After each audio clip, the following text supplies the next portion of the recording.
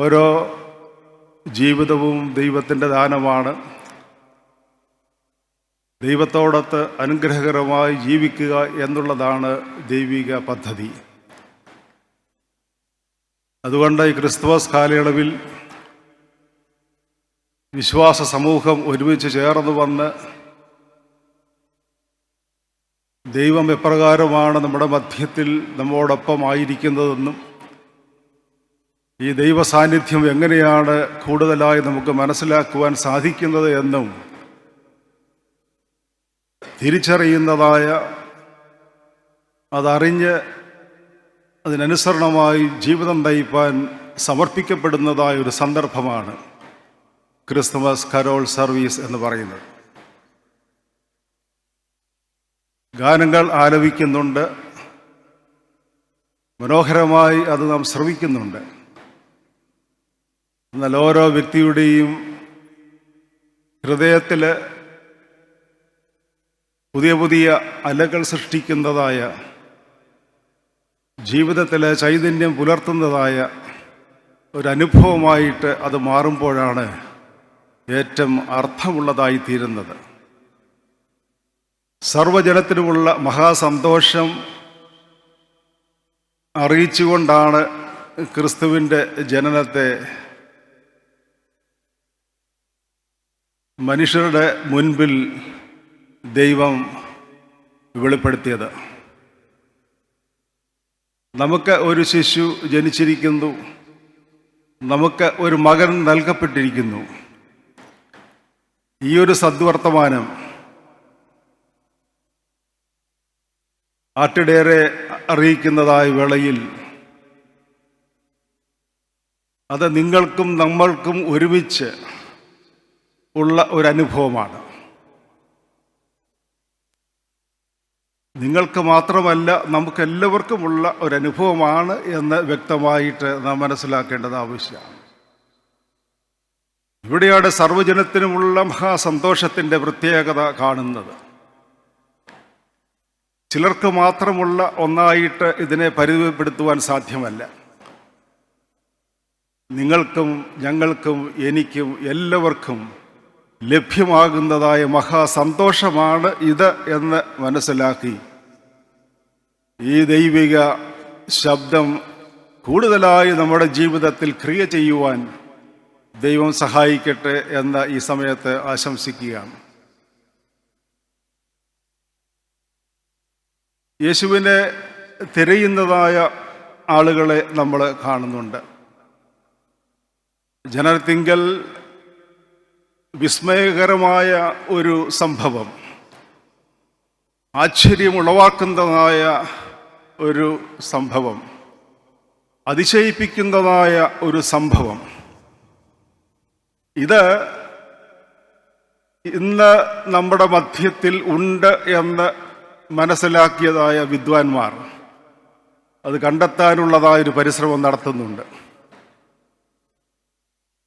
പലപ്പോഴും അതിശയവും അത്ഭുതവും വിസ്മയിപ്പിക്കുന്ന അനുഭവങ്ങളായിട്ട് മാറുമ്പോൾ അതെന്ത് എന്ന് തിരയുവാനുള്ളതായ ആ ഒരു ആവേശം,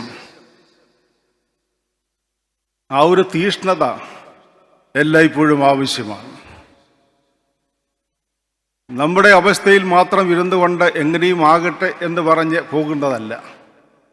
ഇതെന്ത് എന്ന് മനസ്സിലാക്കുവാനും ഈ അത്ഭുതവും അതിശയവും ആശ്ചര്യപ്പെടുത്തുന്നതായ ആ ഒരു സംഭവവും തിരിച്ചറിഞ്ഞ് മനസ്സിലാക്കി അവിടെ എൻ്റെ സാന്നിധ്യം ഉണ്ടാകണം, അത് കൂടുതലായിട്ട് എൻ്റെ ജീവിതത്തെ ഒരു പുതിയ അനുഭവത്തിലേക്ക് നയിക്കുന്നതാകണം എന്നുള്ളതായ ചിന്തയോടുകൂടെ യാത്ര തിരിച്ചതായ 3 വിദ്വാൻമാരെയാണ് നമ്മൾ വേദപുസ്തകത്തിൽ കാണുന്നത്. പലപ്പോഴും ക്രിസ്മസ് കാലയളവിൽ ഈ ഒരു അന്വേഷണം, നക്ഷത്രത്തെ പിന്തുടരുന്നതായ ഈ ഒരു അന്വേഷണം, ബേത്ലഹേമിൽ പുൽക്കൂട്ടിൽ കിടക്കുന്നതായ ശിശുവിൻ്റെ അടുക്കൽ നമ്മെ എത്തിക്കുന്നതായ ദിവ്യ വെളിച്ചം നമ്മുടെ മുൻപിലുണ്ട് എന്ന് വ്യക്തമായിട്ട് മനസ്സിലാക്കി അതിനെ പിന്തുടരുന്നതായ അന്വേഷണം ആവശ്യമാണ്. ഒരുപക്ഷെ ക്രിസ്തുമസ് കാലയളവിൽ നാം വളരെ വ്യക്തമായിട്ട് ഓർക്കുന്നത്, സകലരെയും പ്രകാശിപ്പിക്കുന്നതായ സത്യവെളിച്ചം ലോകത്തിലേക്ക് വന്നുകൊണ്ടിരുന്നു. അന്ധകാരത്തെ ദൂരീകരിക്കുന്നതായ വെളിച്ചമായിട്ട് ശിശു നമ്മുടെ മധ്യത്തിലുണ്ട്. യോഹന്നാൻ തൻ്റെ സുവിശേഷം എഴുതുന്നതായ വേളയിൽ വളരെ വ്യക്തമായിട്ട് ഓർപ്പിക്കുന്നത് ഇതാണ്: ഈ വെളിച്ചം നമ്മെ പുതിയ ദിശയിലേക്ക് നയിക്കുന്നതാണ്. ലക്ഷ്യം തെറ്റി ഓടുന്നതായ മനുഷ്യർക്ക് ലക്ഷ്യബോധം നൽകുന്നതാണ്. അന്ധകാരത്തിലായിരിക്കുന്നതായ മനുഷ്യർക്ക് പ്രകാശം നൽകുന്നതാണ്. ജീവിതത്തിൽ ദർശനം നഷ്ടപ്പെട്ടവർക്ക് പുതിയ ദർശനം നൽകുന്നതാണ്. ഈ വെളിച്ചം നമ്മുടെ മധ്യത്തിൽ എന്നുള്ളതായ സന്തോഷമാണ് നമ്മളിന്ന് പങ്കുവയ്ക്കുന്നത്. വെളിച്ചത്തിൻ്റെ മക്കളായിട്ട്, ഇരുളിനെ അകറ്റുന്നതായ ജീവിതങ്ങളായിട്ട് ലോകത്തിൽ ജീവിപ്പാനായുള്ളതായ വലിയ ആഹ്വാനമാണ് ഓരോ ക്രിസ്തുമസിലൂടെയും നാം ശ്രവിക്കുന്നത്.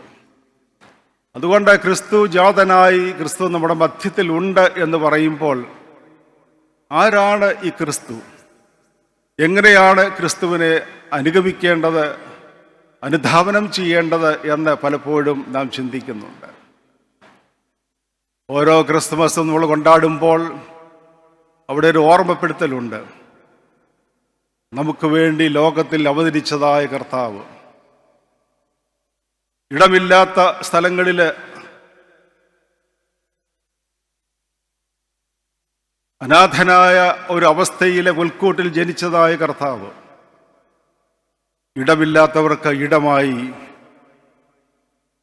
തള്ളപ്പെട്ടവരെ ചേർത്ത് നിർത്തുന്നതായ ദൈവ സാന്നിധ്യമായിട്ട് നമ്മുടെ മധ്യത്തിലുണ്ട് എന്നുള്ളതായ സന്തോഷമാണ്. ജീവനും ചൈതന്യവുമായ കർത്താവിനെ യഥാർത്ഥമായി മനസ്സിലാക്കിക്കൊണ്ട് കർത്താവുമായിട്ടുള്ളതായ ബന്ധത്തിൽ പുതിയ ജീവന്റെ അനുഭവത്തിലേക്ക് എല്ലായ്പ്പോഴും യാത്ര ചെയ്യുവാനുള്ളതായ ഒരു സന്നദ്ധതയാണ് നമുക്ക് ആവശ്യമായിരിക്കുന്നത്. യേശു വെളിച്ചമാണ്. നിങ്ങൾക്ക് ജീവനുണ്ടാകുവാനും സമൃദ്ധിയായി ഉണ്ടാകുവാനും ഞാൻ വന്നിരിക്കുന്നു എന്ന് പറഞ്ഞതായ കർത്താവ് പുതിയ ജീവൻ നൽകുന്ന ദൈവ സാന്നിധ്യമാണ്. ലൈറ്റ് ആൻഡ് ലൈഫ്, അതിൻ്റെ പ്രാധാന്യം വളരെ വിലപ്പെട്ടതാണ്. ഞാൻ ഈ പല പ്രസ്ഥാനങ്ങളൊക്കെ ആരംഭിച്ചതിനെ പറ്റിയൊക്കെ ഇവിടെ പറയുകയുണ്ടായി. എല്ലാറ്റിലും ഒന്നുകിലൊരു ലൈറ്റുണ്ട്, അല്ലെങ്കിൽ ഒരു ലൈഫുണ്ട്. നവജീവൻ ആരംഭിക്കുമ്പോൾ പുതിയ ജീവനാണ് നൽകുന്നത്, ന്യൂ ലൈഫ്. അതെങ്ങനെ സാധ്യമാകും? ചുമന്ന തെരുവിലെ അന്ധകാരത്തിൽ കഴിയുന്നതായ കുഞ്ഞുങ്ങളെ മാറ്റി അവർക്ക് ഒരു പുതിയ ജീവൻ നൽകുന്നതായ അവസ്ഥ, അതിൻ്റെ പ്രത്യേകത വലുതാണ്. ഒരു കുട്ടി അവിടെ നിന്ന് മാറി അവിടെ താമസിച്ച് പഠിച്ച് വളർന്ന് ഒരു സുവിശേഷകനായി ഡൽഹിയിലെ ധർമ്മജ്യോതി വിദ്യാപീഠിലെ BTH പാസ്സായി ഇന്ന് അനുഗ്രഹകരമായിട്ട് സുവിശേഷ പ്രവർത്തനങ്ങളിൽ ആയിരിക്കുന്ന ഒരു സുവിശേഷകനായി ഇന്ന് മാറിയിട്ടുണ്ട്. ഇതാണ് ജീവൻ, പുതിയ ജീവൻ, അതിൻ്റെ സാധ്യത. ക്രിസ്തുവിൻ്റെ സ്നേഹം നമ്മെ നിർബന്ധിക്കുന്നു എന്ന് പറയുമ്പോൾ, ദൈവം സ്നേഹമാണെന്ന് വെളിപ്പെടുത്തിയതായ, ദൈവം സത്യമാണ് എന്ന് വെളിപ്പെടുത്തിയതായ ഈ ധർമ്മം യഥാർത്ഥമായി നിലനിർത്തുവാൻ ക്രിസ്തുവിലൂടെ സാധ്യമാകുന്നത് വെളിപ്പെടുത്തിയതായ ക്രിസ്തുവിൻ്റെ സാന്നിധ്യം ഒരു പുതിയ ജീവൻ നൽകുന്ന അനുഭവമാണ്. ഈ ലൈറ്റ് ടു ലൈഫ് പ്രോഗ്രാമിനെ പറ്റി ഇവിടെ പറഞ്ഞു. തുടങ്ങിയപ്പോൾ ഇപ്പോൾ 6000-ഓളം കുഞ്ഞുങ്ങളെ പരിരക്ഷിക്കുന്നതായി വലിയ പ്രസ്ഥാനമായിട്ടത് മാറിയിട്ടുണ്ട്. അവിടെയും നമുക്ക് ലഭിച്ചതായ വെളിച്ചം അനേകരിലെ പുതിയ ജീവൻ നൽകുന്ന ഒരു അനുഭവമായിട്ട് എങ്ങനെ മാറുവാൻ സാധിക്കും? ക്രിസ്തു നമ്മുടെ ഉള്ളിൽ ജനിക്കുന്നു എങ്കിൽ നാം ഈ വെളിച്ചവും ജീവനും നൽകുവാൻ ക്രിസ്തുവിൻ്റെ ഉപകരണങ്ങളായി ലോകത്തിൽ ആയിരിക്കുന്ന വ്യക്തികളായിരിക്കും. ആദിമസഭയെക്കുറിച്ച്, പ്രത്യേകിച്ച് ശിഷ്യന്മാരെക്കുറിച്ച് അപ്പോസ്തല പ്രവൃത്തികൾ പറയുന്നത് അവർ ലോകത്തെ കീഴ്മേൽ മറിച്ചവരായിരുന്നു. യേശു അവരെ പരിശീലിപ്പിച്ച് ദൈവരാജ്യത്തിൻ്റെ സന്ദേശം ഏവർക്കും നൽകുക എന്ന് പറഞ്ഞ് ലോകത്തിലേക്ക് അയക്കുമ്പോൾ, നിങ്ങൾ പോകുവിൻ, നിങ്ങൾ മാത്രമല്ല ഞാൻ നിങ്ങളോടുകൂടെ ഉണ്ട്, ദൈവത്തിൻ്റെ ആത്മാവ് നിങ്ങളെ ശക്തീകരിക്കും. അതുകൊണ്ട് ധൈര്യത്തോടെ പോകുവാൻ അവർക്ക് ആഹ്വാനം നൽകി അയക്കുന്നതായ കർത്താവ്. അവർ പോയി ഈ ദൈവവചനം പ്രഘോഷിക്കുന്നതായ സാഹചര്യം, ലോകത്തെ കീഴ്മേൽ മറിക്കുന്നതായ ഒരു വിശ്വാസ സമൂഹമായി നിലനിന്നു എങ്കിൽ, ഓരോ ക്രിസ്തുമസ് ആഘോഷിക്കുമ്പോഴും എപ്രകാരം നമ്മുടെ ജീവിതം ഈ ക്രിസ്തുവിനെ നമ്മുടെ ഹൃദയത്തിൽ ഉൾക്കൊണ്ടുകൊണ്ട്, പുതിയ ചൈതന്യം പ്രാപിച്ചുകൊണ്ട്, ഈ വെളിച്ചം നൽകുന്നവരായി, പുതിയ ജീവങ്കിലേക്ക് അനേകരെ ആനയിക്കുന്നവരായി ഈ ലോകത്തിൽ പ്രവർത്തിപ്പാൻ സാധിക്കും. ഗോഡ്സ് ഓൺ നൈറ്റ്, ദൈവത്തിൻ്റെ സ്വന്തം രാത്രി, ഇന്ന് നാം ഇവിടെ ചേർന്ന് വന്നിരിക്കുകയാണ്. അതാണ് 2000-ൽ കൂടുതൽ ആളുകൾ ഈ ഓഡിറ്റോറിയത്തിൽ ഇന്ന് പങ്ക് എടുക്കുന്നു. ഈ ഓഡിറ്റോറിയത്തിൻ്റെ കപ്പാസിറ്റി തന്നെ 2200 എനിക്കത് ഫുൾ ആളുകളായി കഴിഞ്ഞു. തിരുവനന്തപുരത്തുള്ളതായ മാർത്തമ വിശ്വാസികൾ ഒരുമിച്ച് ചേർന്ന് വന്ന ഈ ആത്മീക സംഗമം, ഈ ഗാനസന്ധിയിൽ ദൈവത്തിന് സ്തുതി കരേറ്റുമ്പോൾ,